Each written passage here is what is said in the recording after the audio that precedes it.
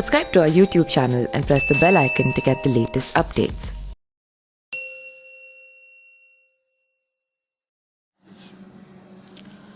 महाराष्ट्र के पूर्व मुख्यमंत्री और कांग्रेस नेता पृथ्वीराज चव्हाण के केंद्र सरकार से कोरोना संकट में देश की सभी धार्मिक ट्रस्टों में रखे सोने के भंडार का इस्तेमाल करने वाले बयान पर सियासत तेज हो गई है। बीजेपी नेता चव्हाण के बहाने कांग्रेस पर हमलावर हो गए हैं। बीजेपी के पूर्व लोकसभा सांसद किरीट सौम्या ने पृथ्वीराज चव्हाण से सवाल किया है कि क्या सोनिया गांधी ने उन्हीं से मांग करने के लिए कहा है, तो पार्टी प्रवक्ता संबित पात्रा ने कांग्रेस नेताओं की तुलना मुगल आक्रमणकारियों से कर दी है।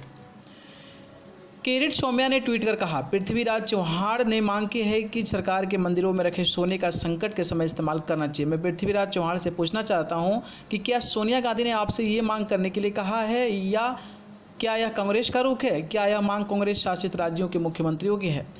पृथ्वीराज चव्हाण के बयान को लेकर बीजेपी नेता संबित पात्रा ने ट्वीट करते हुए कहा, मुझे इस बात में कोई संदेह नहीं है कि कांग्रेस और मुगल आक्रमणकारी में कोई अंतर है। मुगलों ने मंदिर को लूटा, साथ ही ईस्ट इंडिया कंपनी और सोनिया की कांग्रेस में भी कोई ज़्यादा अंतर नहीं है, क्योंकि इन दोनों ने भारत की धन और संपत्ति को लूटा है। कांग्रेस हिंदुओं से नफरत करती है। दरअसल कांग्रेस नेता पृथ्वीराज चव्हाण ने 13 मई को एक ट्वीट करते हुए कहा था कि देश में धार्मिक ट्रस्टों के पास $1 ट्रिलियन का सोना पड़ा है। सरकार को कोरोना संकट से निपटने के लिए इस सोने का इस्तेमाल जरूर करना चाहिए। इस आपातकालीन स्थिति में सोने को कम ब्याज दर पर सोने के बॉन्ड के माध्यम से उधार लिया जा सकता है।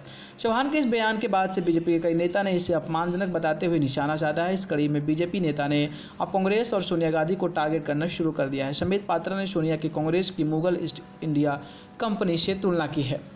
न्यूज़ रूम से न्यूज़ लाइव रिपोर्ट।